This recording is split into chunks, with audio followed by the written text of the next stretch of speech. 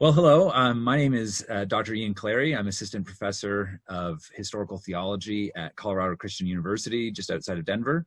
And I'm here with Dr. Brad Littlejohn. Bradford, thank you for taking the time to speak with me about this very, I think, important issue about COVID and lockdowns and what churches should do to respond to these things. You're a very uniquely positioned person to be speaking about these matters because of the role that you've had both in terms of the church and in terms of political theology over the last number of years.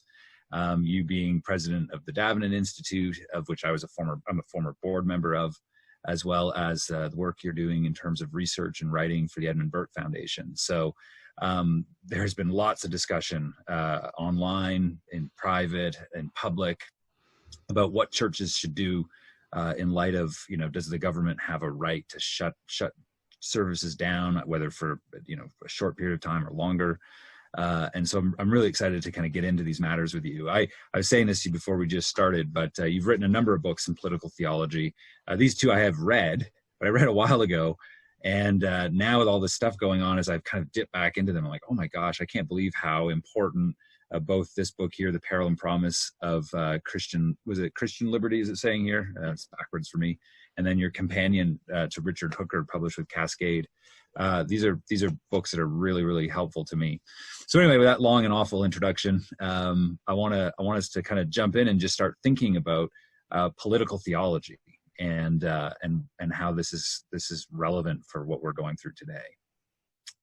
Sure. So sorry, that was a bit long-winded there. It's the Irish blood in me. So what I want to do is I kind of want to most of the Davenant people will be familiar with who you are, obviously, but my hope is that this discussion can kind of be broad-ranging. And I want people to kind of know a little bit about just your own interests in political theology and the Reformation. So I want to start with a question here for you, because this is something I think that you've been really helpful for me in terms of trying to think through. What is the magisterial Reformation? And second to that, how did you personally develop an interest? What was it that brought you to start thinking about, the magisterial Reformation is relevant for the 21st century?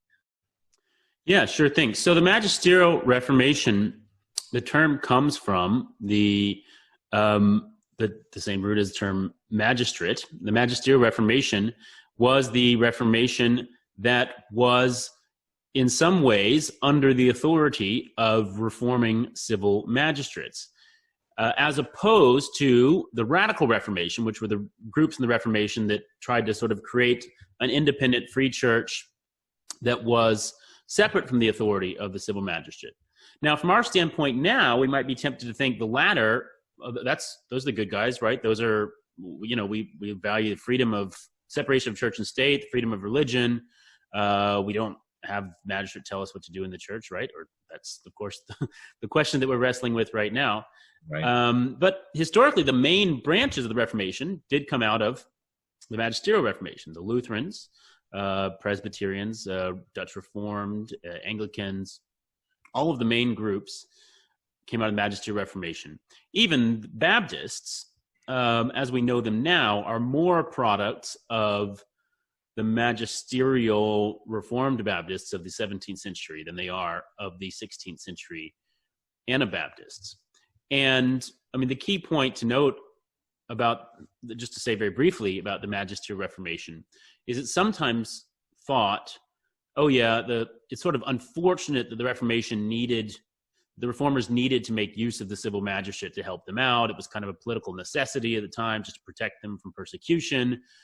But it was a kind of Faustian bargain whereby the purity of the Reformation was compromised. That's how people sometimes think of it.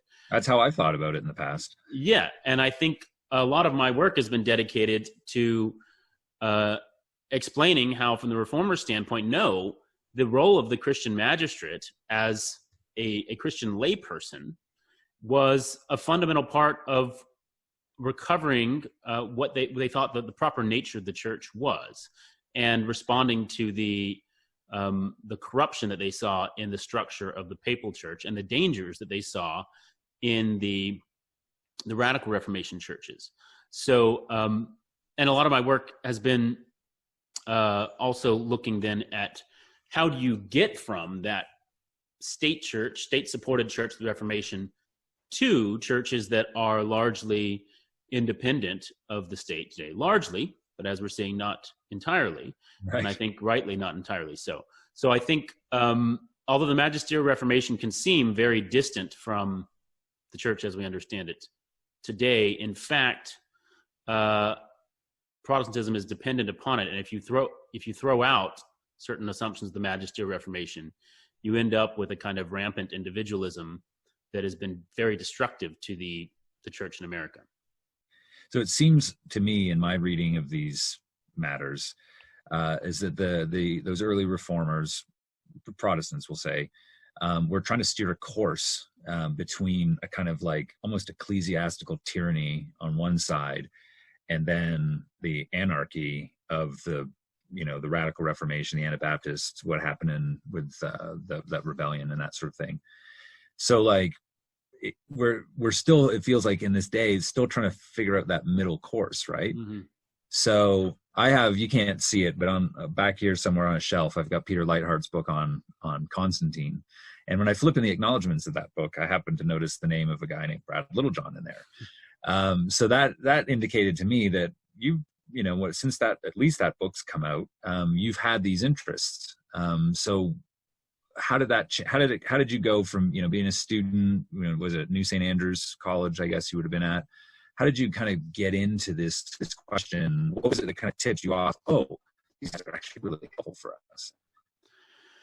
Yeah, good. I mean, it was kind of by accident. I knew I was interested. I became increasingly interested in political theology and questions of how should we think of our role as Christian citizens. And growing up in America and the time, I guess the sort of fading years of the religious right, and a lot of rhetoric about sort of a biblical approach to this political question or a biblical approach to that political question, and realizing how when you sort of looked under the surface, you often realized that the term biblical was just being used as kind of a branding label there. Right. And there was at least as good of a biblical argument often for the other position. So did that mean that the Bible didn't actually have anything useful to teach us about our politics? I didn't want to arrive at that conclusion, but I really wanted to wrestle with the question of how does the authority of Scripture guide our political engagement. And at the same time, I had become very interested in Reformation history. History was my first love, and I did a summer study program at Oxford, and I studied about English Reformation. So I just kind of put those two interests together for my graduate study and said, I want to look at political theology and the English Reformation. I want to look at the nature of scriptural authority and how that relates to political authority. But I didn't have a clear set of categories for sort of guiding me in that inquiry, and I didn't really know where I wanted to end up, and I didn't really understand the landscape until I began I studied the work of Peter Martyr Vermigli and scholarship of Torrance Kirby, who particularly draws attention to this concept of the two kingdoms, not in the sense that term's often used now, but in the sense that the reformers meant the term. The way Vermigli talks about the two kingdoms, the two governments, the mutual subjection between ecclesiastical, spiritual, and civil rule. And then, more importantly, the work of Richard Hooker, which really connected the dots for me in important ways. So with those two figures, Vermigli and Hooker, I really began to understand the way that the reformers understood these different authorities. And just coming back to something you said earlier, it's the steering that middle course between ecclesiastical tyranny and anarchy. I think a lot of it comes down to that the reason they saw the role of the magistrate in the church as being important was because if everything, well, we can start with the anarchist side, right? If nothing in the church is subject to any kind of government, if everyone just says, oh, the Bible is our only authority, well, then we know where that leads, right? That leads to every individual has their own concept of what God requires, and it's impossible for the church to function as a community. On the other hand, if all of the affairs of the Christian life are to be, so you need some kind of human authority to govern affairs of the Christian life. But if all of those are governed by church leaders, by theologians, by the clergy, then the temptation is going to be in every age, and we see this right here in the midst of COVID, Yep. To try to talk about every issue in terms of make every issue a theological issue, make every issue a matter of faith, or terminology that's sometimes used now, make it a gospel issue. Yep. And so then you're not simply saying, well, here's what we need to do to maintain order in the church. You're saying, well, here's what we need to do, and here's a theological argument for it, and here's why if you don't do it, you're sinning against God, right? So, and that was what happened in the medieval church. There was this very, very elaborate set of rules and regulations governing so many areas of Christian life, and they were all treated as matters of sin and righteousness. And if you broke any of these rules, you had to do penance and so on. And so the reformers recognized the need for people to be governed, but in many areas to be governed with a standard that didn't have eternal consequences, that was simply a prudential standard, that was simply it's probably better to do things this way than that way for the sake of good order. And that's where the Christian magistrate came in, is saying these aspects of the church's life need to be governed, but the way we're governing them is a prudential standard. We're doing it this way here. You can do it that way there. We're not going to elevate this into a theological issue. So I think that kind of distinguishing between matters of faith and matters of wisdom, prudence, good citizenship is every bit as important now as it was then, despite the changed relationships. So I think we'll get into this later in this conversation in terms of the matters of the conscience, and I think most all things that comes out of these discussions is what you're saying. What's a real gospel issue? What's a first order issue, and then what might be described as adiaphora? What is something that, you know, we could call it things indifferent or whatever? How does that sort of relationship work? And I think that's going to be important to discuss. If I could ask one last question, just in terms of like your own kind of like personal thoughts on the magisterial reformation before we start to get into some of the nitty gritty of some more application. When we look to this period, you know, this is the 16th century and we are now living in the 21st. There's obviously a huge gap of time between us and them. And I find, you know, when I look to somebody like a Calvin or Luther or any of the big names that you could think of that we all kind of tend to read, I take all sorts of benefit from them theologically. Oh, their doctrine of God, their Trinity, doctrine of predestination, justification, all those kinds of things. And it seems just easy enough to transport that down to my own day. But I'm finding that a lot of people, when they're kind of confronted with what these reformers are having to say about matters of the magistrate and obedience or disobedience, well, now all of a sudden that's back then. That was them living in this particular time, either the late Middle Ages, early Renaissance, however you want to describe it. But that's just not. We live in a, you know, either a democratic republic or a constitutional monarchy, and our governments are entirely different. So what they have to say to us isn't entirely relevant. So if we look back to the reformers, Protestants, Lutherans, however we want to frame it, and say, yes, their theology is great for me today in terms of doctrine of God. Yet, because politically we're in such a different time than them, can we still find them relevant on these issues? And what would be a couple of key areas that you think are most relevant? Sure. Well, I think we could just say two things for now. So one is that foundational distinction between matters of faith, matters indifferent, or we could say between matters between the believer and God, and matters that are matters of outward order, or we could say matters of the spiritual kingdom, matters of the civil kingdom. There's different terminology we can use to try to capture different dimensions of that. But there's an important distinction there that remains intact, remains the same, however that earthly kingdom is governed, right? So that what we're talking about here is changes in the way in which the earthly kingdom, the outward ordering of human society functions. But changes, and the reformers knew that. The reformers knew there were monarchies and democracies and aristocracies. Right. There were different kinds of civil government, but they still thought they could talk, and they knew there were governments with Christian magistrates and governments without Christian magistrates.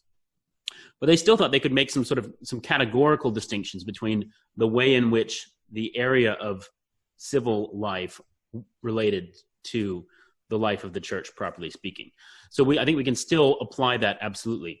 Another point is that many of the changes that we see now are in fact the outworking of the questions they were wrestling through. I mean, I wrote something on this for Gospel Coalition Canada in relation to this whole COVID question, which is we live in constitutional republics. We live under the rule of law. And a lot of that is a result of the reformers wrestling with the duty to be subject to the governing authorities. And what do you do if you think the governing authorities are wrong? What do you do if the governing authorities are clearly being oppressive and tyrannical? There has to be some kind of recourse, right? And they wanted to grant that recourse without just saying, be subject to the governing authorities, usually, right? They wanted to have some principled way to do it. And so they thought about the fact that any good system of government includes multiple governing authorities. And the more there can be counterbalancing authorities within a government, the more stable it is. And so from that insight and from that attempt to live out scriptural commands emerges much of the development of modern constitutionalism and the rule of law, and the idea that if your governor tells you to do something and that's in contradiction of the laws of your state, then you're still obeying the governing authorities if you disobey your governor. It's your governor who's disobeying the governing authorities. And we have to be really careful in how we apply that. But in principle, we're subject to laws rather than individuals. And that is itself an outworking of the magisterial reformation. There you go. Well, that's great. Well, we'll draw this part of our discussion to a conclusion here. Sorry. And what we're going to do next is we'll turn to the question of, what is the more nitty-gritty nature of our obligations as Christians and as churches to obey the civil magistrate. But thank you for kind of just setting a little bit of the stage in terms of what is the magisterial reformation and your interest in it and how it's relevant to us today. Thank you. I'm Dr. Ian Clary, and I'm here with Dr. Brad Littlejohn, and we're having a discussion on the nature of COVID lockdowns and Christians and churches' responses to civil magistrates, whether in our respective countries, states, or provinces, and what rights they have and what obligations and duties we have to obey them. So we're going to kind of continue on with the discussion by looking now at the very specific question of what is the nature of our obligations. So by our, I'm thinking here in terms of Christians and churches. What are our obligations to obey the civil magistrate? Sure. So, of course, the starting point here is Paul's admonition in Romans 13:1 to be subject to the governing authorities. And Paul says they've been established by God to do good, to judge wrongdoers. And Christians throughout the ages have understood that that our obligation to obey God is primary, of course, but that we should be grateful to God for establishing civil authorities as having real authority under him that can bind us to obedience as Christians. Now, if we think about why do we need civil authority? I think it can be helpful to start there. And I think we could answer that question in at least three different ways.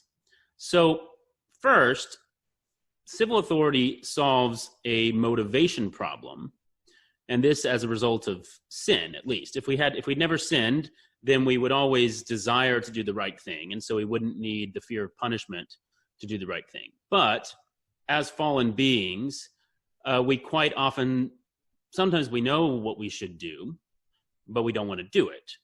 And we need to be cajoled or threatened in various ways, or have the hope of reward held out to us. And part of that comes simply from our social norms surrounding us. That the disapproval of other people can often hold us back from evil. But when push comes to shove, sometimes the disapproval of other people isn't enough, and you need to put some teeth on it, right? And that's what the civil magistrate is for. Hence the sword. Hence the power, the sword. And that's what I think Christians often emphasize today. He does not wield the sword in vain, right? So, but that's not all there is to it. Most of the Christian tradition has taught that even without the fall, there would have been some need for civil government, because civil government doesn't just solve a motivation problem, it solves a coordination problem.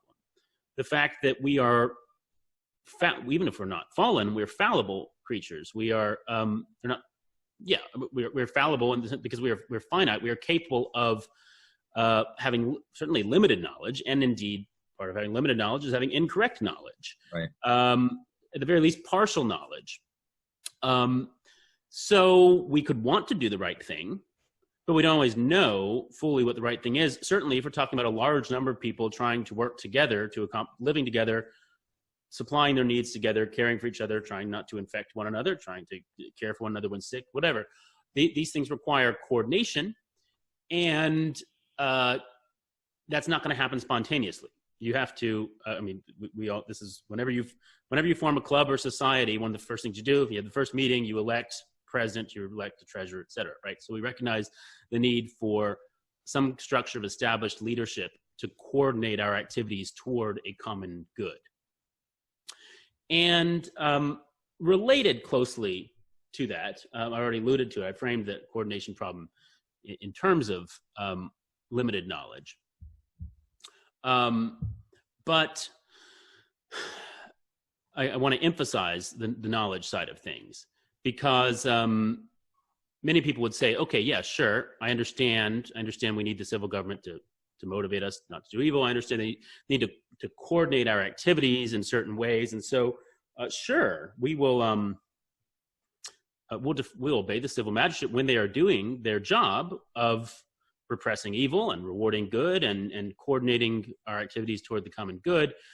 But we shouldn't obey them when they're not doing that, which is totally fine in principle. But the problem is, says who? I mean, perhaps they are knowingly departing from their task, but quite possibly the person in charge is trying to do their task and they are convinced they are doing it. And you, lowly citizen, are convinced they're not doing it.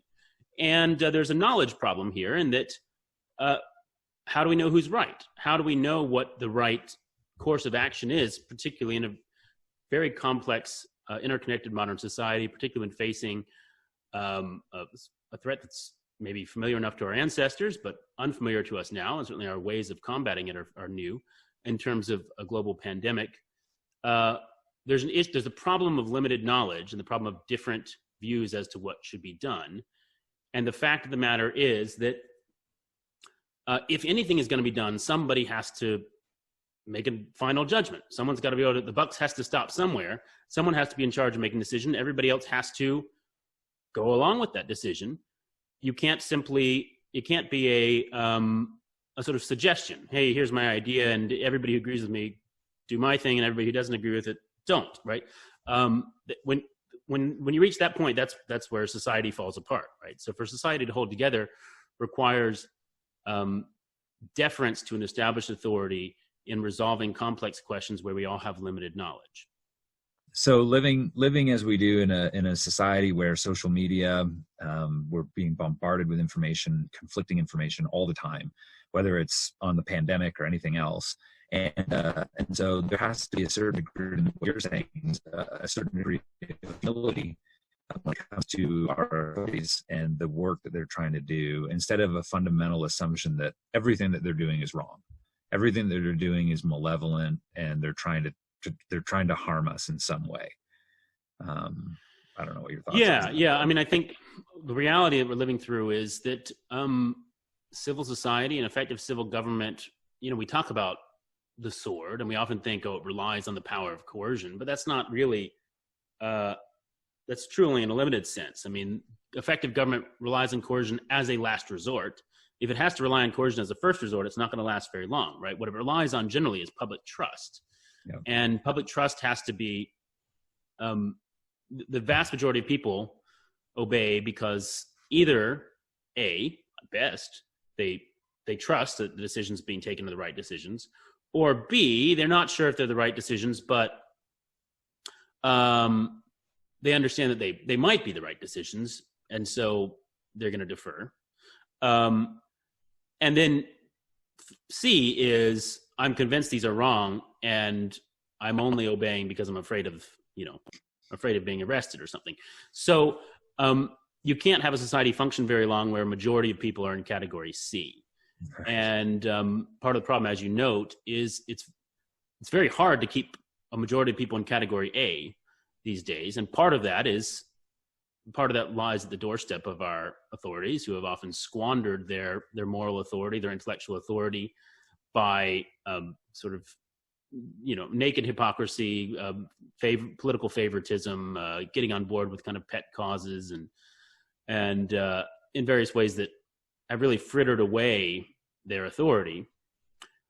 But part of it also is the fact that, as you say, we are inundated with so many authority claims. We are inundated with so many different pieces of information that every single thing seems to be up for grabs. And so even the best and most effective civil magistrates can find themselves facing a massive deficit, a trust deficit. And I think that's just a huge reality of the world we're living in right now. And I guess it's not an easy problem to solve, but one thing I do want to say on this is that the church needs to understand that this is a serious problem, and that the church has to be part of the solution to this problem, because a world in which there's a massive deficit of trust, in which there's a lack of confidence in objective truth, in which everything becomes subjective, in which everybody makes up their own mind about things, that is a world in which the church and the historic Christian faith is in every bit as much danger as civil society. And I think that many Christians have taken kind of a short-sighted view, and they think in terms of a rivalry of church and state, which is understandable given the extent to which the secular society has in certain ways made war on the church in the West. And so we think in terms of a rivalry. And so we think anything that can kind of bring the state down a bit and reduce their authority and hurt their credibility, that's going to help us. And we don't realize that everything we're doing to chip away at the authority of civil government is in many ways also chipping away at the authority of the church. So however we navigate these complicated questions surrounding COVID, we need to understand that the right solution is going to be one in which helps people have confidence again in navigating uncertainty and in the role of human authority in navigating uncertainty. So per something you said a moment ago, that civil government is not as a result of the fall, but it would be something that would be prelapsarian or pre-fall. So because of that, then government really and order in a society and leaders and hierarchies and whatever else are actually good. And I think then what you're saying also is that there's a tendency, and I'm Canadian, so I come out of a context where we're not always super suspicious of our governments. But now that I'm living down here for the last couple of years in Colorado, it seems like it's just baked into a more kind of American Christian ethos that the government's out to get you. Like they're bad inherently. I haven't read it enough, but my suspicion is some of those people would argue, well, the only reason there is government is because of the fall. So if we should then see it as a good, and then put a certain amount of like trust in that inherent goodness, would you say? Yes, I would. I mean, I think it's a difficult thing for many people to hear right now, where people feel like that trust has been eroded so much, and in many ways they're being asked to trust something that doesn't seem trustworthy. But I do think the point to make there is, if something is established by God, and if it is established by God as a good, and it's important always for us to sort of pause and think, what's the context in which Paul is writing Romans 13, right? I mean, it's not, he's writing under the Emperor Nero. It's not as if Paul and the apostles or John Calvin and Martin Luther, that they were unaware of, wicked tyrannical governments. I would say, really, the government we live under there are important differences, but in most respects, much better and more trustworthy than what they had to grapple with. Yeah. So it's important to recognize that even a very corrupted government is still a God-given good. And as such, we have an obligation as we do, I mean, this is what the the Westminster Confession calls, how do we think about our obligations to superiors? And one of the things it says is basically you have an obligation to try to cover over their faults, as Shem and Japheth cover over the nakedness of their father Noah, instead of trying to expose their faults. So I think that does have to be our demeanor as Christians. Now, that doesn't deprive us of obligations to oppose policies that we think are genuinely harmful. Love of neighbor can require us to resist, but that resistance has to be done from a position of gratitude for God-given authority. Yeah, that's a good thought to end on. So in the next section here, we're going to start talking about the virus itself. But it's good to have these thoughts in mind, just in terms of, broadly speaking, what is the Christian's obligation? I think first and foremost, it's kind of a mindset obligation. It's to say, yeah, you know what? God actually instituted government and order in a civil society pre-fall. That's something that's carried with us. It's now flawed because of the nature of the fall. But arguably then it's something that'll persist into the eschaton. And so we have government with us, whether we like it or not, and we should see it as an inherent good. Yet in its fallen state, there's going to be problems, and we're going to have certain degree of, but the default really should be, yes, we actually should trust that, that God is behind the government that we have, and he's doing good things through them, flawed or not. All right, well, we'll continue on speaking about the virus momentarily. I'm Dr. Ian Clary, and I'm joined with Dr. Brad Littlejohn, and we're having a discussion over the current crisis that's going on in terms of the COVID lockdowns, churches and Christians' responses to governments that are restricting worship. And we're going to turn now, as if we're not already having a controversial enough subject, we're going to turn to something even more controversial, and that's the actual virus itself. And I want to ask you this question: how serious is the virus really? Yeah, well, I mean, obviously this is not my expertise as such to answer that question. And it's, to some extent, should be a moot question because of what I said before about, civil government is established to solve a knowledge problem. The question, the problem of how do you know what the biggest dangers are? How do you know what responses should be taken? And it's an attempt to vest the authority to answer those questions in those who have access to the most information. And our job as citizens is generally to trust. And of course, as we said, part of the problem is some of that trust has been compromised, some of that trust has been forfeited. But I think, for instance, in the initial lockdowns this spring, I think the appropriate posture really, quite clearly, would have been to say, well, this is a new virus. There's a lot of unknowns. We don't know what's going on. It doesn't seem that bad yet. I mean, I don't know anyone who has it, but they're telling us it's really bad, saying all over the world it's really bad.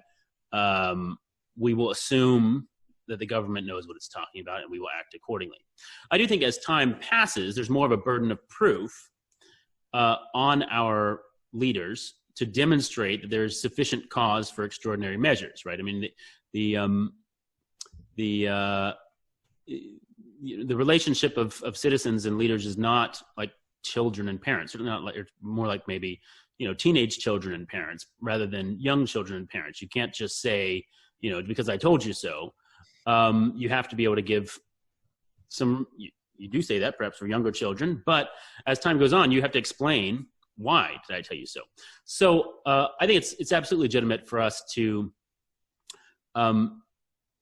look for clear explanations from our governing authorities about does this require the kinds of actions that are being demanded.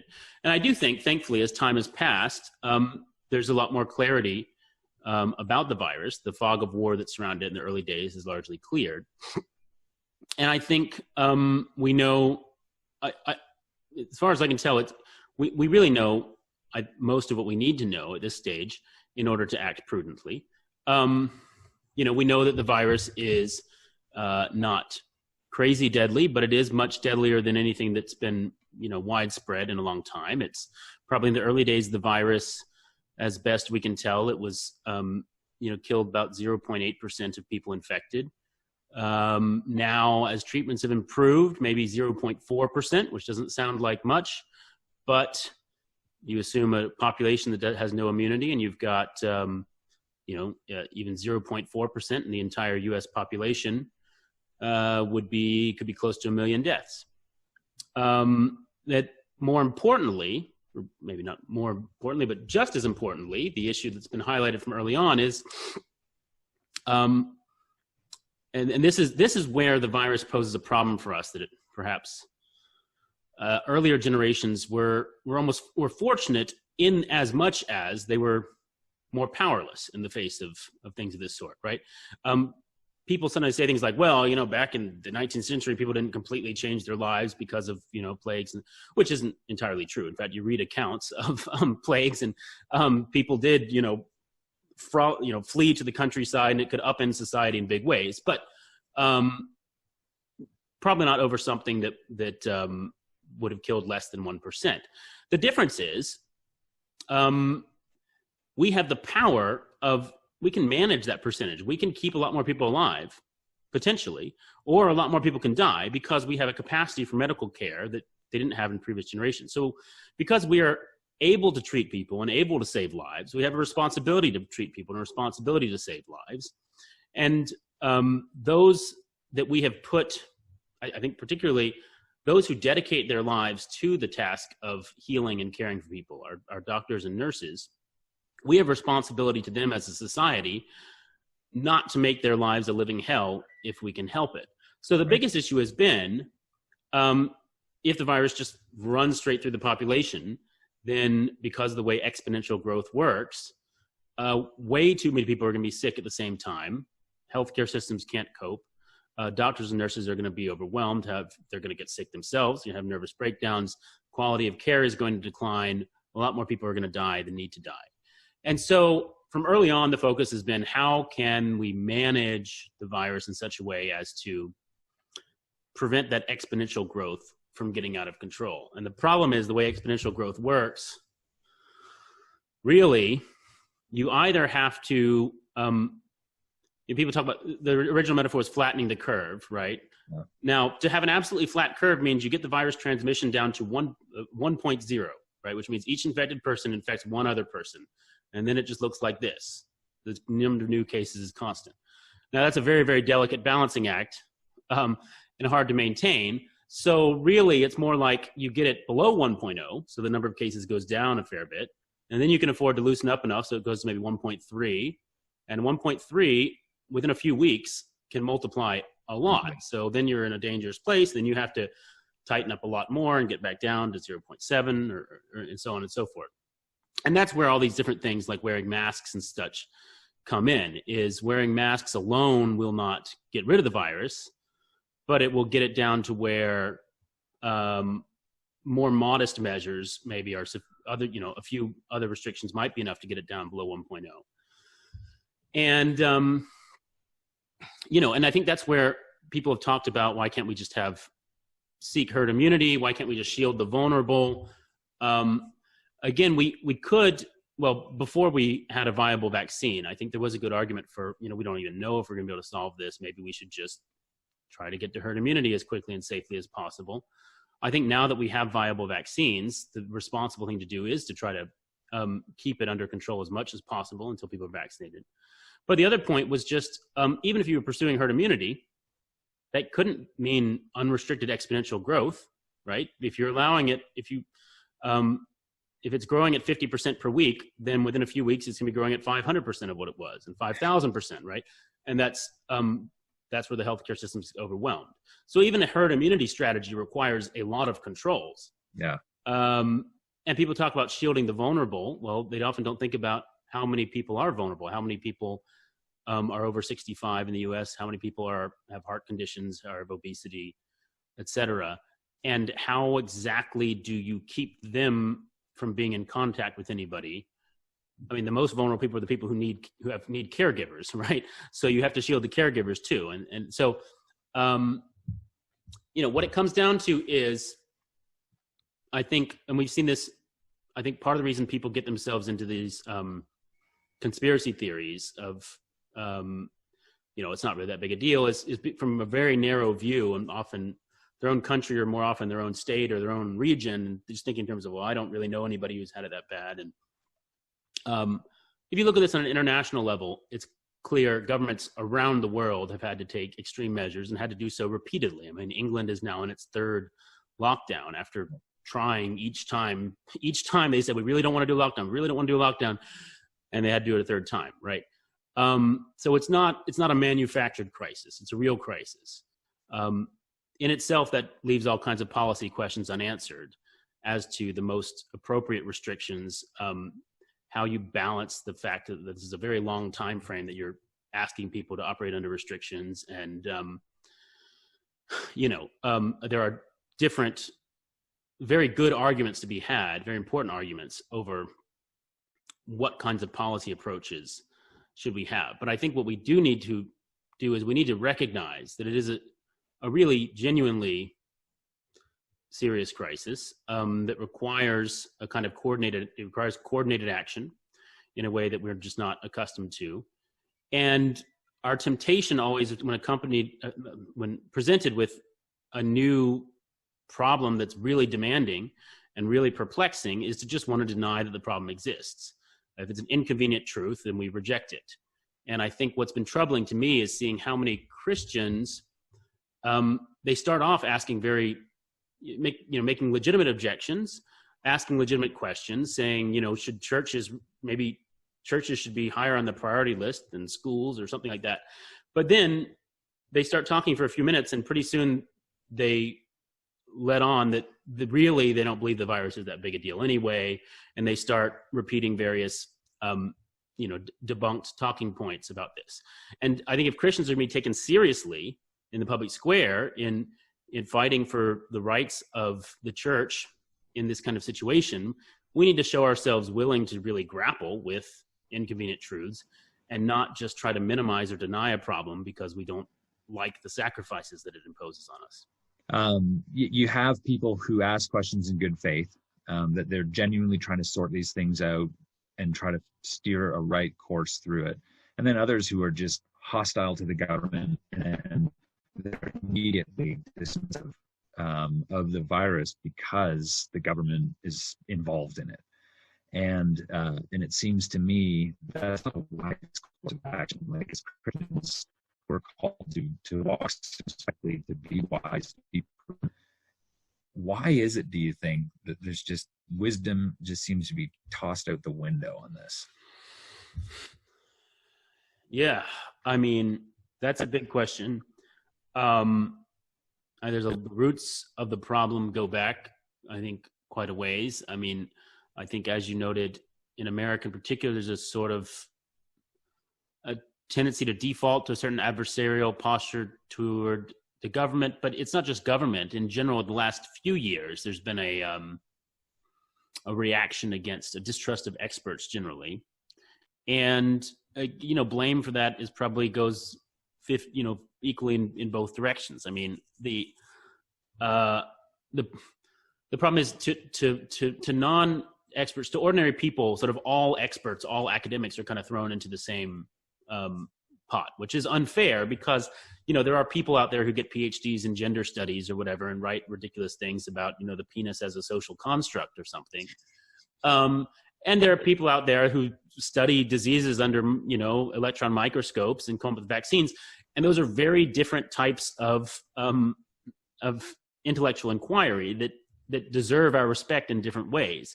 But the fact that there have been so many so-called experts developing forms of spurious expertise and using it to sort of assault social norms, I think has discredited all experts in the eyes of some people.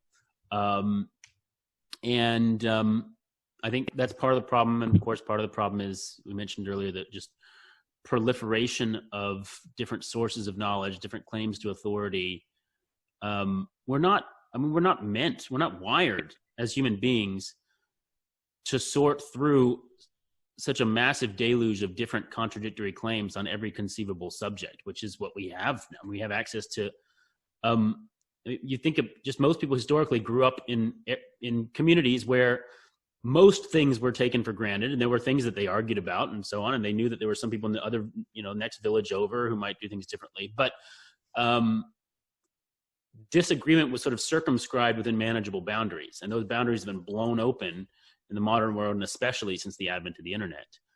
And so people's defense mechanism, right? People are just overloaded, and the defense mechanism is to build a mental shell, put a few of your friends, build an ironclad structure, huddle a few of your friends in it, and huddle together for safety, and repeat convenient truths to each other and ignore the inconvenient truths. And one of the most important things the church can do today is equip people for really with intellectual virtues, equip people with the courage to exercise wisdom in uncertain times.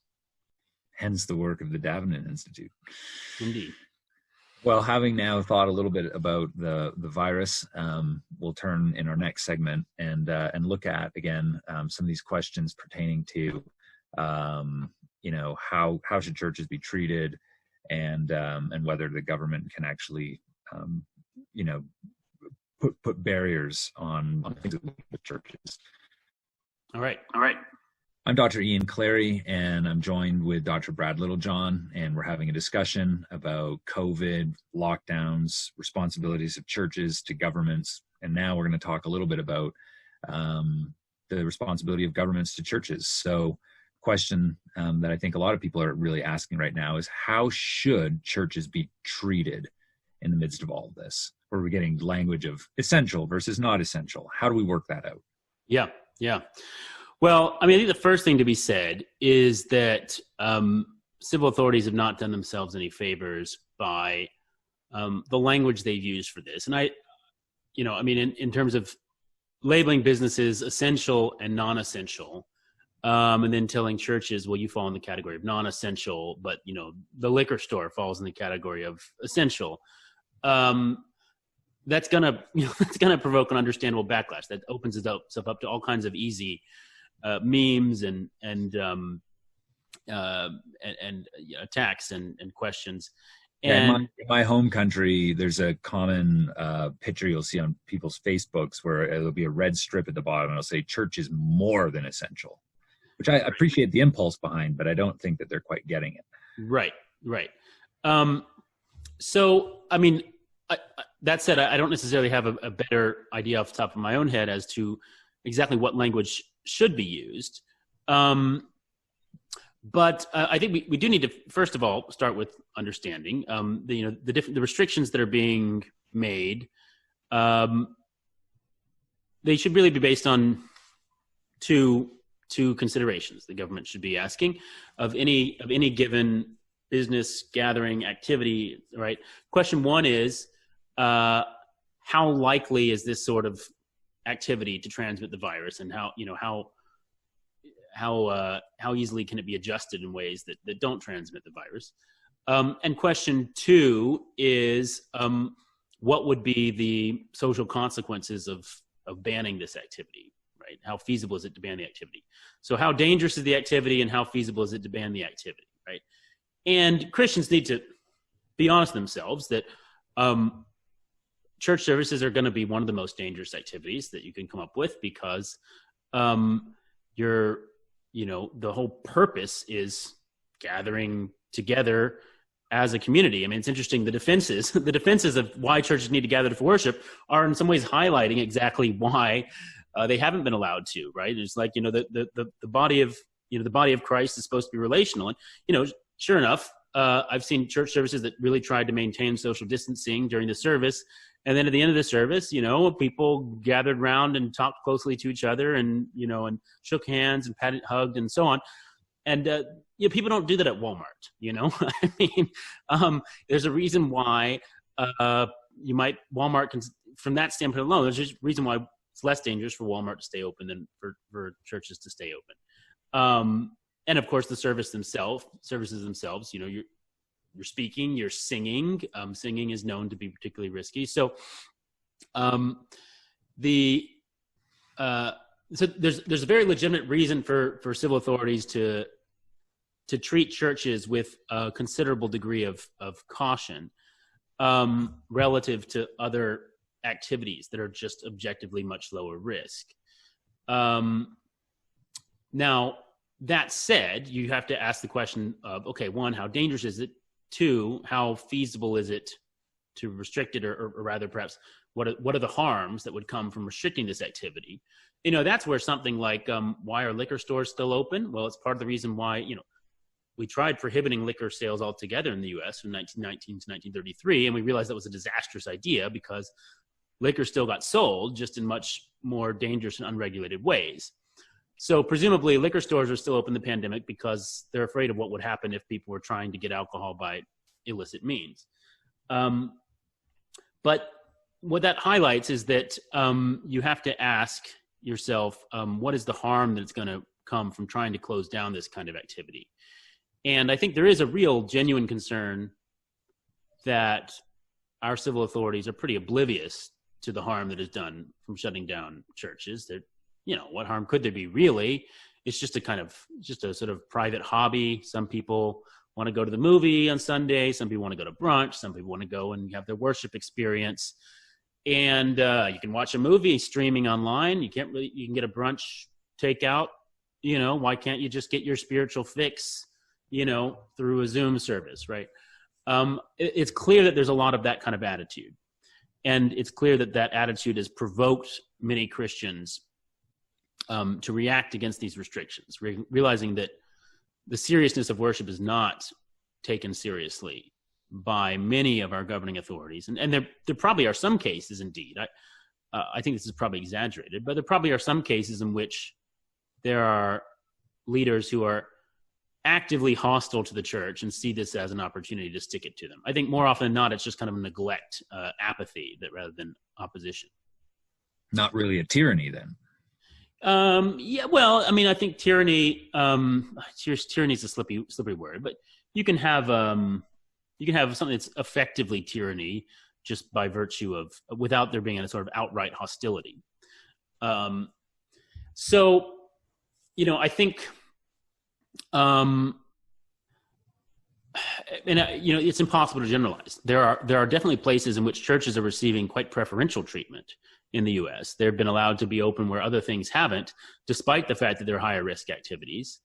There are some places in which, at least I haven't encountered it personally, but I've heard from people saying, that, like movie theaters are being allowed to gather, or casinos, or strip clubs, but churches aren't. And it becomes difficult. It seems like this is no higher risk church is not a higher risk activity, and it's a much more important activity. So I think when we get to questions of resisting unjust commands, then we can look at these questions of how are churches being treated relative to other entities. And I think it does differ very much on a case by case, location by location basis. But we also need to recognize that some differential treatment, churches going online when Walmart is still open, is not saying that Walmart is more important than the church. But it's saying what the church has always said, which is that Hooker has a good line: to live well, you have to first live, right? Like the church, a grocery store is in some sense more important than church, because without a grocery store, church would be empty pretty quick, right? So there are things that are genuinely essential in that sense of keeping the kind of physical wheels of our society turning, and that we do have to keep going even when the church may have to temporarily cease its activities, without that denigrating the work of the church. So I think it's a delicate balance, and I think it's very true that in our post-Christian society, our leaders are not well positioned to draw those distinctions well. But I think we as churches in some ways need to try and supply the gaps in their reasoning for them. So you just said something that I was going to ask you about then. Is it ever okay for governments to refrain in-person worship of the churches within its domain? Yeah, I mean, I guess more generally, can the church, can anyone, does anyone have the authority to call a halt to in-person worship? And the argument has been made by some, well, no. I mean, the obligation to worship, to gather for worship on the first day of the week now was the seventh day, but the Sabbath command presents the obligation to gather once a week for worship as a exceptionless command. The church has to gather once a week for worship, and if it doesn't, it's disobeying God. And that's where, if indeed it's flatly disobeying God, then it doesn't matter what the civil magistrate says. Civil magistrate can't command in a way that overrides God's command. So they're asking the right question. If indeed God commands it in an exceptionless way, then that solves it. But does he? Well, the churches that are saying this don't themselves actually believe it, because if you look at it, most of them say, well, we did call a halt to services during the first lockdown because, for whatever, they get loving our neighbor, or we didn't know how bad the virus was or whatever. Well, therefore, you granted it wasn't an exceptionless norm, that you thought that there were some circumstances under which it was legitimate to abstain from public worship. For whatever reason, you just don't think that is the case now. And they will say, you don't have to come back. We were still making online worship available for those not willing to come back. Well, is that saying we are allowing some of our people to continue in sin? Well, no. They're acknowledging that some people might have legitimate reasons for not gathering. When there's a blizzard, most churches would cancel services, right? If the church had a pipe break and, on Saturday night and then there was water everywhere, they would call off services. If the church didn't, then the local civil magistrate might, if there was something about a building that made it unsafe for occupancy, the civil magistrate could say, whoa, sorry, can't gather for worship this Sunday. So there are obviously circumstances in which we recognize that we're allowed to violate the ordinary command of gathering on a weekly basis. Now, how do we think about that? Well, I think it's quite simple, which is there's an asymmetry between God's prohibitions and his commands. When God says, don't do something, thou shalt not, well, then anytime you do it, by definition, you're violating the command. But when God says, thou shalt do something, well, by definition, he doesn't mean thou shalt do it at all times, continuously. Even pray without ceasing doesn't literally mean without ceasing, because you do have to do other things. So all of God's positive commands are, thou shalt do this when you are able to. When you're able to, within the network of all the other things thou shalt do. There are many things you should do, and you sometimes can't do one because of another. And therefore, if the government says, do this thing that God has forbidden, well then, boom, obviously disobey the government, obey God, right? But if the government says, don't do this thing that God has commanded, you have to say, well, God has commanded us to do it, but obviously that doesn't mean we can do it at all times. And is this one of those times when we cannot do it? This may be one of those times when we cannot do it. And then you're not disobeying God to obey men. So I think just some basic prudence here in thinking through the logic of God's commands and the ways in which we recognize exceptions to them on an everyday basis can help us from creating a sort of categorical conflict where there doesn't need to be one. Then that doesn't mean that every time the government says shut down, you shut down, right? It's just saying it's not automatically wrong. It's at least in principle valid to have that sort of restriction. Yeah, it's you're trying to give Christians and pastors and churches categories by which to understand what it is that we can, halt a worship service when we can't, and why, if we have to, or if we choose to under certain conditions, we're not violating the whole commandment. So I think those distinctions that you make are really helpful. And I hope that people actually sat and just listened and are wanting to think through that, because I think that's very key. So now we've considered the government's, ways the government should be treating Christians and treating churches specifically, and we've looked at whether or not it's okay to refrain from worship under certain conditions, and so we'll come back in the next segment and we'll be looking at how this thing kind of works itself out practically. Thank you. Thank you. Well, welcome back to our discussion that we've been having about the nature of the church in relation to COVID lockdowns. I'm Ian Clary. I teach at Colorado Christian University. And again, I'm joined with Brad Littlejohn, president of the Davenant Institute and fellow at the Edmund Burke Foundation. We're having very fruitful discussions, I think, that'll be of great help to pastors, church leaders, and to lay Christians.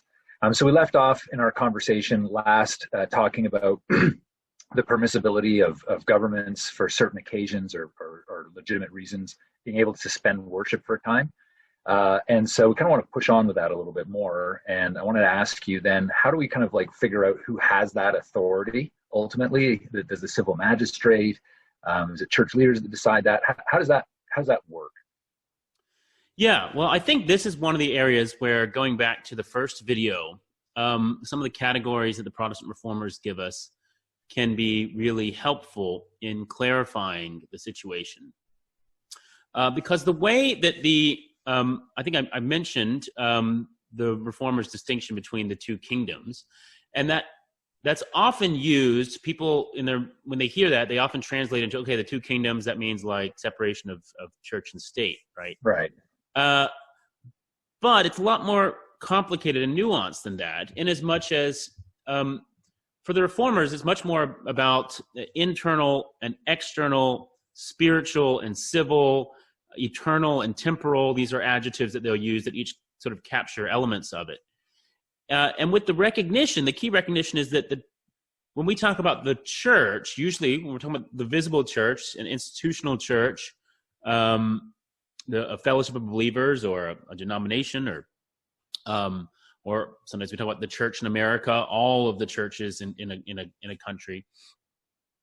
When we speak in that way, we're really talking about something that is itself occupies, or at least very least straddles, the temporal kingdom, as they would call it, or the civil kingdom, which is to say that a great deal of the decisions that, if we just talk in terms about think about a local church, many of the decisions that a local church has to make are not themselves decisions about spiritual things. They're not questions of doctrine.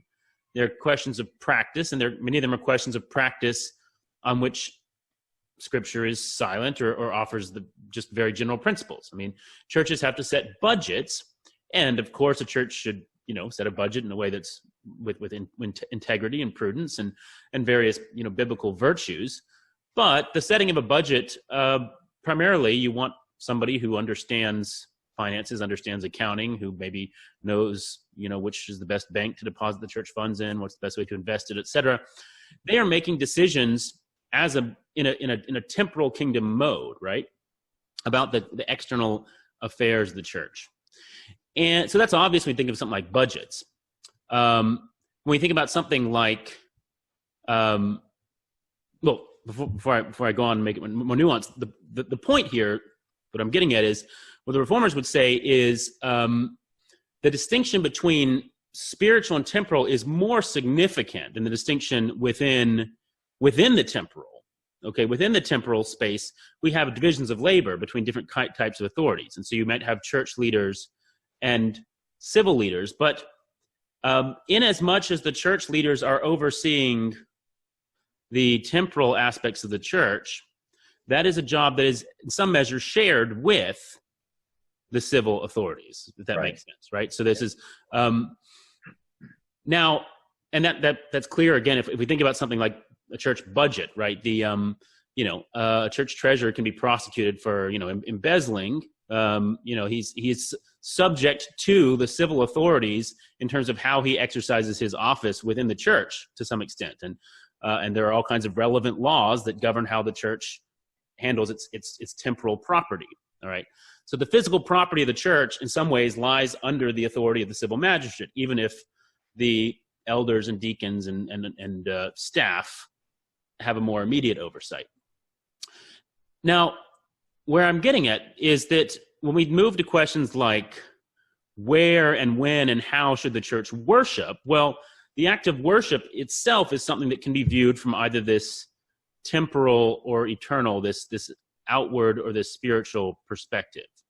In as much as the kind of the central elements of worship that relate, that sort of guide the congregation's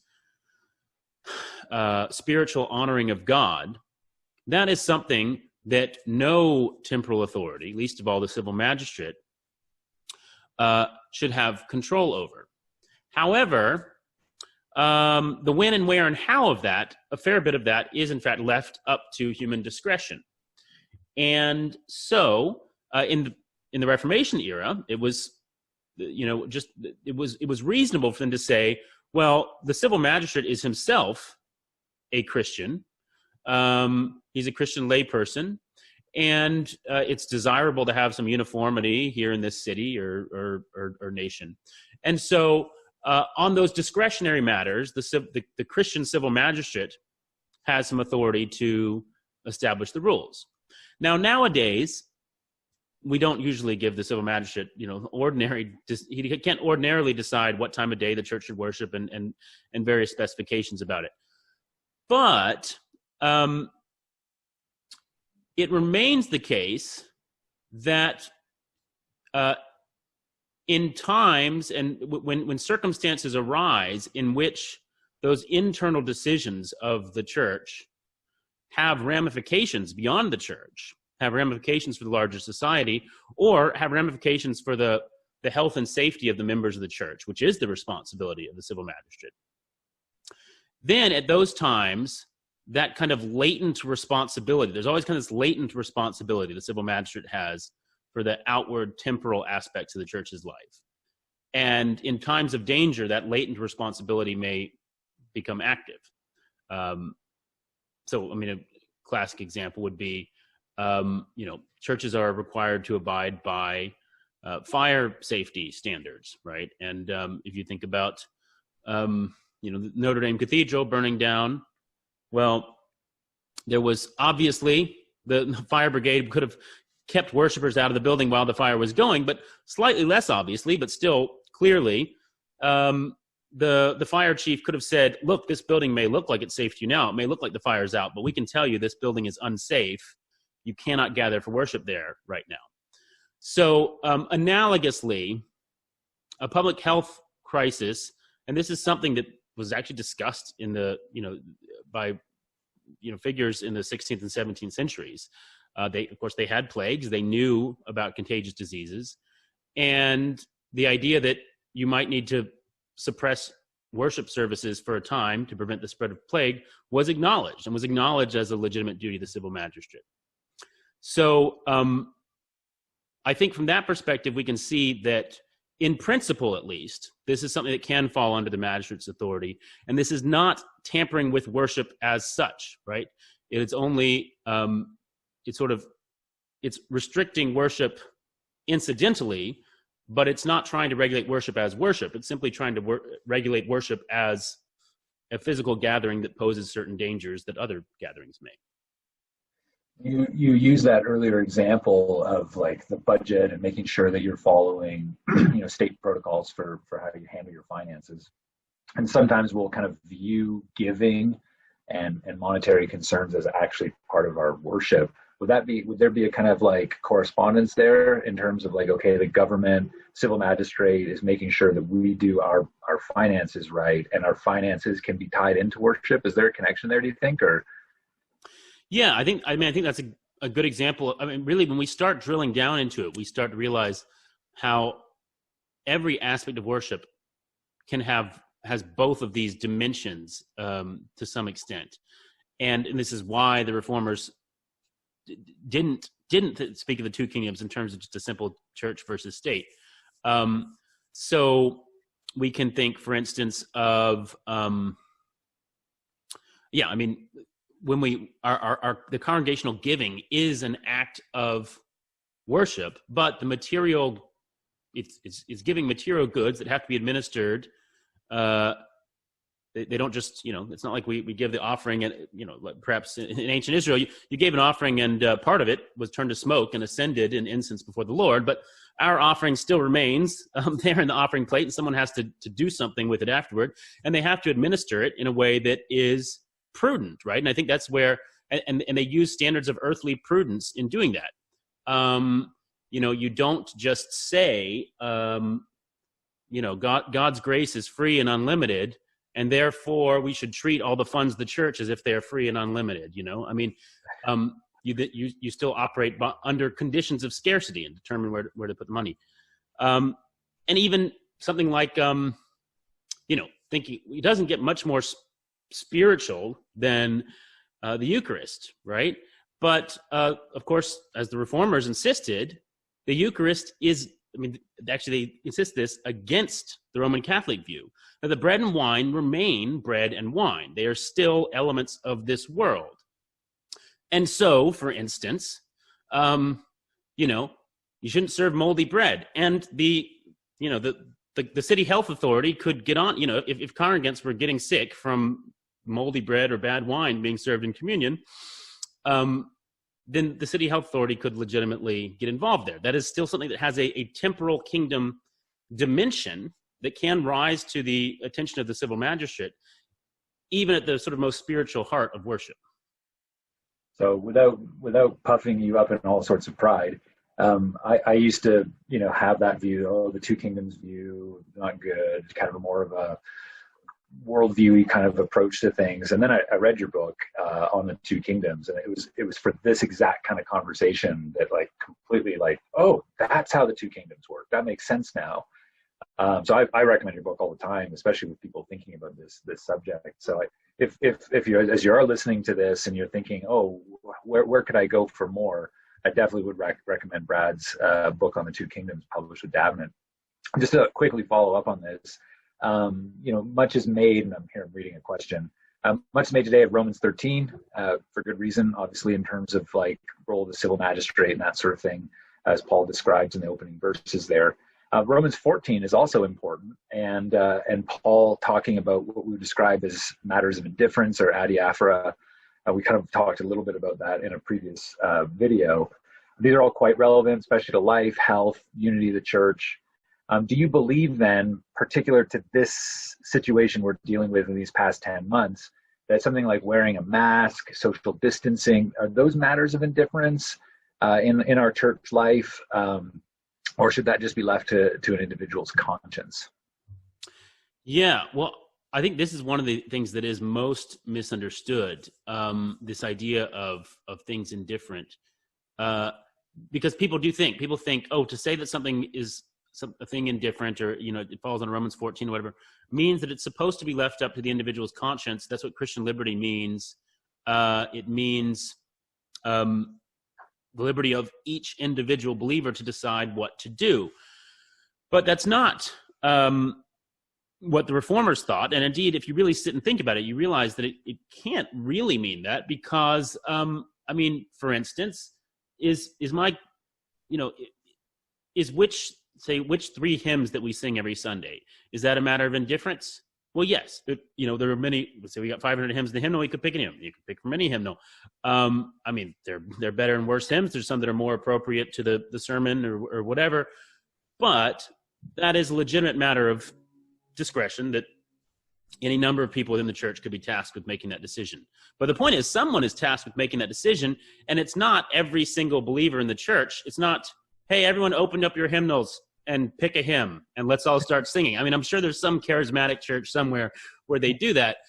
But clearly, to do life together as a church means abandoning my individual liberty to make a decision so that we have the liberty to sing together, right? And that's a very minor example of how in things indifferent, those are quite often properly regulated by someone is tasked with the authority of making a decision, and then everybody has to follow suit.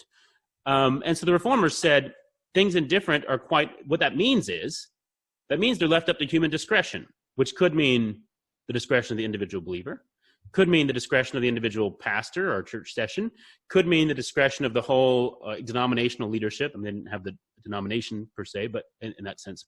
Or it could mean the discretion of the civil magistrate, depending on what's sort of most appropriate given the context. And when a proper God-given authority has made a decision about that thing indifferent, which again, worth cautioning, right? Indifferent, it's a technical term. It doesn't mean it doesn't matter. Right. It means it depends on the circumstance. So wearing a mask, it matters if there's a public health concern. Wearing a mask, there's a good reason for it. The point, but it is something that is left to human discretion. What should you wear? But that human discretion can be exercised by God-given authorities. And if a God-given authority says you did have free choice in what to wear, but for the following reasons, you now have to wear this thing. The Reformers said that's at that point, you are supposed to submit to that authority. Now, we'll get into a later video of, what if it's a really bad or foolish command that is being made. But in principle, that authority can bind you to act in a certain way. And at that point, it's to say, for a church to say, oh, well, we want to respect everyone's Christian liberty to wear a mask or not wear a mask. Well, no, that's not what Christian liberty is supposed to mean.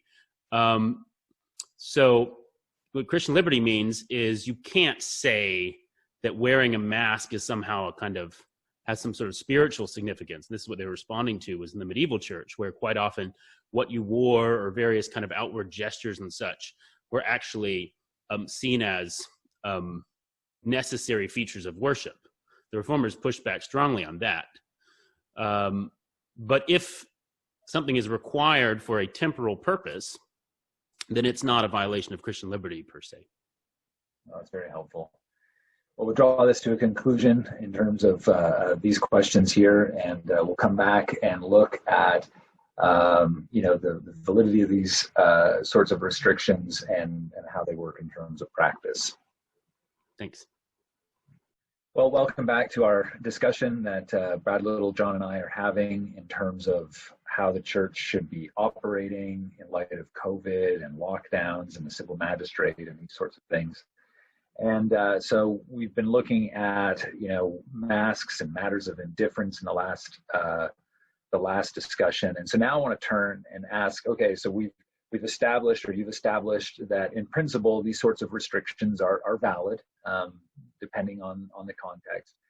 But in terms of like the actual practice, and even now turning right into the issue that we're dealing with the COVID lockdowns, how does that relate in terms of that validity? Yeah, well, the first thing to ask, which we did cover in an earlier video, is, is this genuinely a public health crisis? And I know, a number of people that I've talked to and that you've talked to who would dispute these restrictions would do so on the basis that they're convinced that this, that the public health crisis is really blown out of proportion. It's a scamdemic, as people say. Right, scamdemic.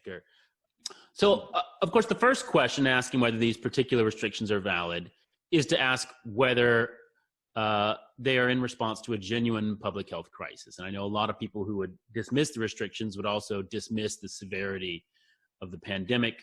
We dealt with this in an earlier video. I think, these folks are listening to, confusing disinformation in many cases.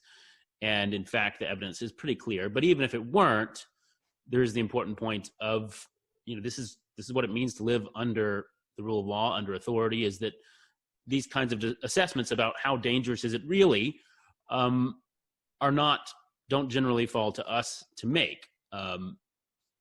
Now, the second question though is, okay, let's say we got a serious pandemic. It is legitimate for church gatherings to be restricted in various ways, whether entirely prevented from worshiping or worshiping with masks or capacity limits. And of course, it's different all across the board. These kinds of restrictions are legitimate in principle, and the civil magistrate can make them. Okay, we've established all of that.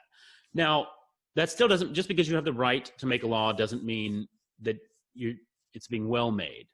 And I think one of the concerns that people would ask, well, are these restrictions really being made as a sort of matter of last resort? And this comes back to something we said earlier about, treating churches as non-essential and other things as essential. And we said, that's not the best language to use. What are they actually getting at? They're getting at the fact that some things are easier to do without for a short period of time than others, even if they might be more important in a longer term sense, right? And I think we could say that that's true of worship. But the fact remains, our authorities don't really think that don't really think the work of the church is that important. And so it's, in many cases, it's been one of the first things to sort of cut off the list. Okay, well, what can we get rid of? Well, I can definitely get rid of churches. Okay, what else? Yeah, all right, we'll close the strip clubs too, I guess. I mean, to that extent, I think Christians can ask and should ask. They can look at the laws that are being passed, and should say, are churches being prioritized as much as reasonably possible? And in particular, I think the question there is, yes, there are unique. I think as Christians, we need to be serious about the fact that there are unique challenges that church services pose. There are very few other settings in daily life where people, maybe, which is kind of a sad thing. It didn't used to be this way, but nowadays it is unusual for people to sort of gather in large social settings with large groups of people on a regular basis. We just kind of go, sort of go do our private shopping, have our sort of small gatherings and so on. So churches pose a particular threat from a disease standpoint. But are there ways of accommodating churches? And this is where, for instance, in some places, even I think in Canada, it's been an issue, even drive-in services have been banned. People are just sitting in their cars and, tuning in via, radio or whatever to worship, just to have a sense of being there in person, even if it's in many ways still, not that different than Zoom church. Right. And I think in many cases what you have is civil authorities just not wanting to have a hassle of, they don't want to have to monitor whether the drive-in services are actually, whether people are getting out of the car afterward or whatever. So it's easier for them just to say none of it, right? And yes, there are plenty of church buildings that could perhaps accommodate a smaller number of people with safe spacing and so on. Some buildings just really can't, others can. And it's easier for the civil authorities to just say, yeah, we're just going to ban all of it because we don't want the hassle of monitoring. And I think we should be honest with ourselves. I mean, many people making these complaints will also complain about big government, complain about nanny states, the micromanaging, bureaucrats everywhere. And part of this is an attempt, I think, not to micromanage, right? If they don't want to have to make case-by-case decisions, and so they just make an across-the-board decision. Nonetheless, I think the result in some cases has been that churches are under stricter restrictions than they really need to be from a public health standpoint, and are being treated unfairly relative to other kinds of businesses and gatherings. Of course, that might be true in British Columbia, but not in Ontario. It might be true in Canada, but not in the US. It might be. These are different state by state. And I think one of the things that I've seen is, has been an issue throughout this pandemic is our government still operates, both in the US and Canada, at a fairly local level. There's a lot of regional and local variation, but people's conversations are carried out in the undifferentiated international space of social media. And so it's, I see people in one state that has very little restrictions on churches, and they're getting all up in arms about another state 1,000 miles away that has much stricter restrictions. And not only are they getting up in arms on their behalf, but they are somehow sort of projecting that onto their own state has very lax restrictions. But even those restrictions are kind of seen through the lens of this draconian policy here. So I think, so people are just sort of reacting against what they see as draconian policy in general, when in fact the draconian policy might be confined only to particular jurisdictions. So let's do a thought experiment for a quick second. So if an ideal sort of civil sphere or government would be what we might call a Christian kind of commonwealth, where you actually have Christians in the positions of the civil magistrate, how do you think it might look? What would be different would there be more of a priority? Okay, no, church is important. We need to really think through, maybe micromanage a little bit more. You've thought a lot about that kind of, Christian Commonwealth type thing. What would that look like? Yeah, well, I mean, I think what it would look like, and this is part of the issue, I suppose, that we have with gazillions of denominations, right, is that we can't have, to do it effectively, you would want to have someone, or maybe not one, but at least a relatively small number of people who could sort of speak for the church at a national level or state level or whatever, the Archbishop of Virginia or whatever, who is in, I'm giving my letting my predilections be known, but, and the governor is actively consulting, in fact, has to consult, right? Legally, constitutionally, has to consult with the Archbishop of Virginia on matters relating to the church in Virginia, and where you could have, and so then the church leadership is sort of tasked with, the governing officials can say to the church leadership, hey, we've got a real concern here. This is the public health situation. Here's the dangers we think churches pose. We need to figure out what to do here. Can you guys help us, go back to your people and see what you think you can do? And you'd want a much more active role for the church there in being part of the solution. And that's where, I think you don't have that kind of working relationship at all. And a lot of that's because we have constitutionally, at least in the US and Canada, I think we've constitutionally put, in Jefferson's words, a wall of separation there so that you can't cooperate, you can't dialogue. And therefore, as I said, the civil authorities, the easiest thing for them to do is just say, this is too much of a hassle for us we don't want to be in the business of trying to figure out how churches can worship safely. And to be honest, we don't trust every little small town pastor. And this is what I've heard a lot of people saying, like, why can't we trust the church to make these decisions? Well, I'd be much more comfortable with that if we still had large, well-established denominations. But most churches in the US are independent, non-denominational churches, often with very, don't put a big priority on formal education for ministers. And frankly, I mean, I don't blame the civil magistrate for saying, I don't trust every little Bible church pastor to be able to make the best, most prudent decisions in this very complicated issue. And so the easiest thing to do, depending on the kind of political leaning, some states have said the easiest thing to do is just leave churches alone and recognize they're going to be driving a lot of the spread of the disease, but whatever, that's what you got, I guess, in like North Dakota, right? And then in Canada and California and, more liberal places, the tendency is to say, well, we don't trust the churches, so we're just going to come down really hard on them. But if you had more well-established unified church bodies that had a ongoing relationship of consultation with the civil authorities, then I think you could have a lot more of a kind of constructive problem-solving approach to this. Yeah, I think you're right.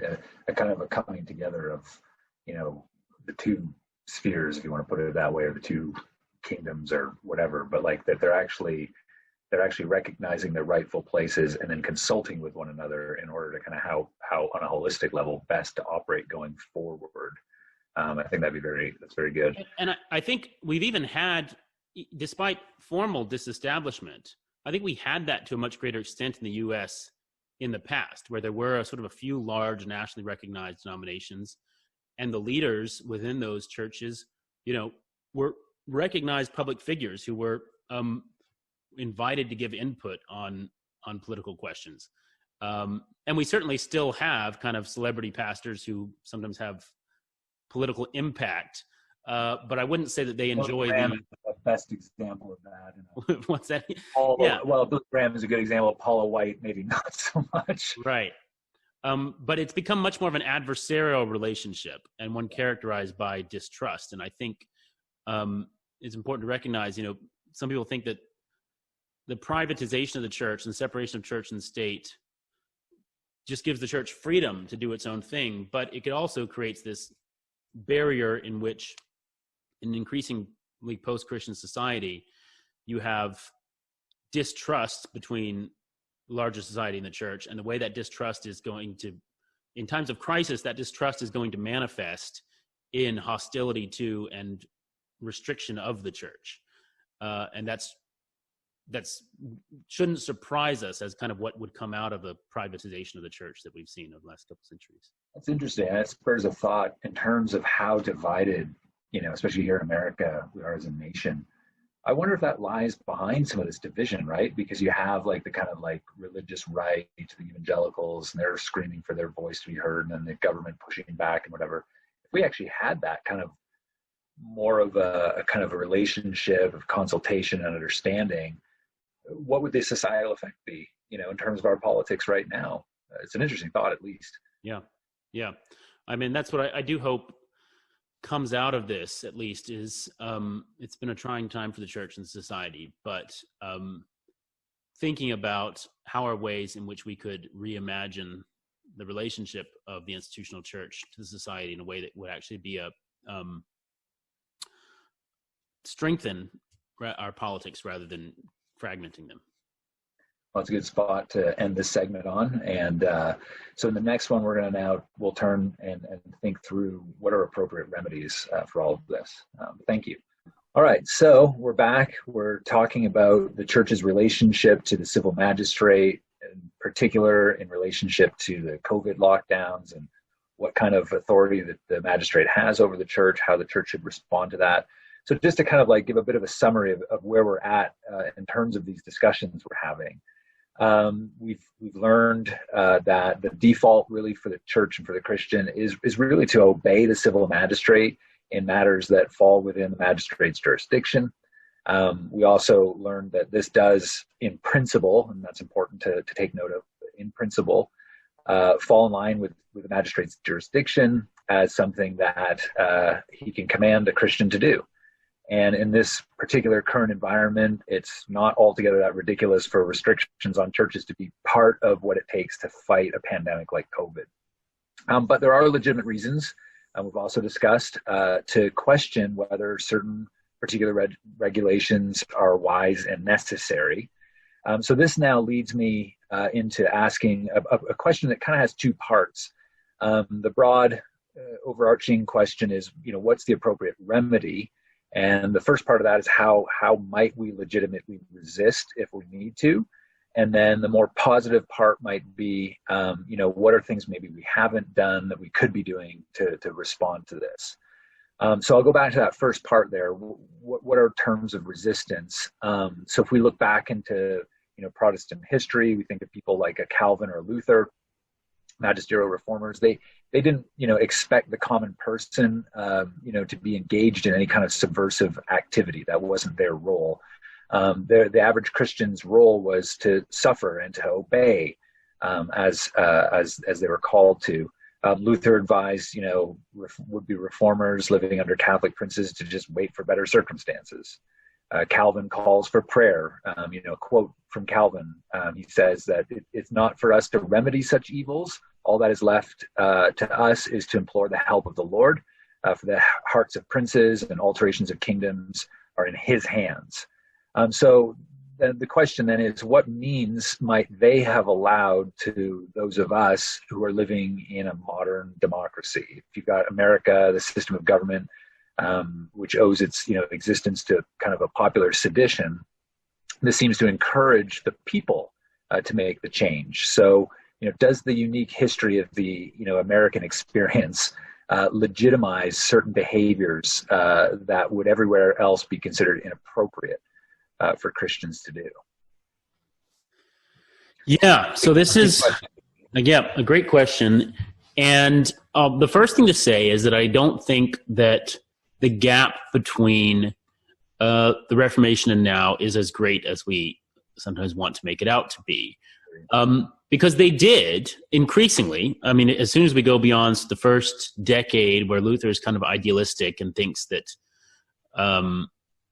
is sort of convinced that the emperor will convert to Protestantism, and then if he doesn't convert, then the sort of quiet suffering of the Protestants will convert him, right?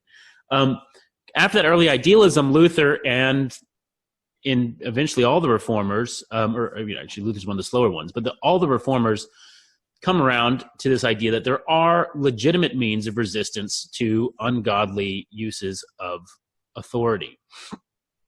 And there's different approaches here, but what they kind of coalesce around, the biggest idea, is the recognition that when Paul says, be subject to the governing authorities, well, that's plural. And it's not just plural because there's a different governing authority in each nation, but within any given nation or political system, there are multiple governing authorities. There's a whole system of them, and you should be subject to the governing authorities as a whole. And the governing authorities, plural, are there to help. They counterbalance one another to some extent. And so, for instance, in Germany, in this time, is the Holy Roman Empire, and there's the emperor, but there's also the electors of the empire who have a fair bit of independent authority. And what the Protestants argued, quite reasonably, was that part of the authority that the electors had was to resist the emperor if he used his authority in a way that was obviously an attack on his own people. So from this idea really arises the modern constitutionalism, the idea that a well-ordered system of government is one in which there are different levels of authority, there are checks and balances, and it all held together by a rule of law, such that if any particular authority acts in a way that is contrary to the good of the people as defined by the rule of law, then other authorities within that same structure may be justified in resisting. This is the doctrine of the lesser magistrate, right? Right. This is often summarized the doctrine of the lesser magistrate, right? And so what does this look like in practice? The first thing to say is, if that's our paradigm, then that would suggest that it's still the case that at the very least in the ordinary course of events, there still is an important distinction between a private citizen and the obedience they owe and a public authority. And ordinarily, so the rule of law means that authorities are not supposed to act against the law, but it also means that it's not every individual citizen's job to decide what the law means. We have structures for doing that, and therefore, if you as an individual citizen are convinced that you're being told to do something unlawful or tyrannical, if you're convinced that a restriction on church gathering or a mask wearing ordinance is unlawful and tyrannical, there's still an obligation to be obedient to the extent of pursuing the appropriate channels for remedy. And so then we ask, what are those appropriate channels? Well, I think peaceful protest is certainly one that we have. And I think that is one where this is a change from the 16th century in as much as any kind of protest would have been seen as an unpeaceful protest in that time. Modern governments are more permissive in terms of recognizing that it's important to give people an opportunity to voice their dissent in a peaceful way. And as we've seen over the last year, that the boundary between peaceful dissent and violent dissent can be crossed very easily. And I think we need to be honest about the fact that to some extent, anytime you get together for a political protest, it has some incendiary potential there that needs to be handled carefully. But, at least what I would say is, again, in the ordinary course of things,